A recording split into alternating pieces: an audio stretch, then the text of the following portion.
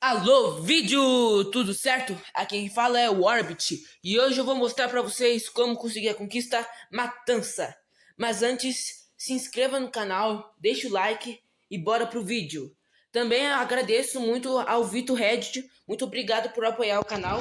Então, bora pro vídeo. Bem, como a conquista disse, você precisa dar 9 corações de dano numa criatura. E o coitado dessa vez vai ser o pobre zumbi. Para isso, você precisa ter pelo menos uma espada de diamante com afiação e pilhagem. Os melhores que tem. Daí, você escolhe a criatura. Ai, tomei.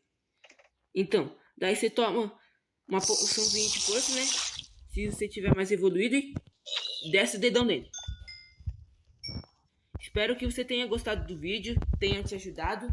Muito obrigado por assistir e tchau!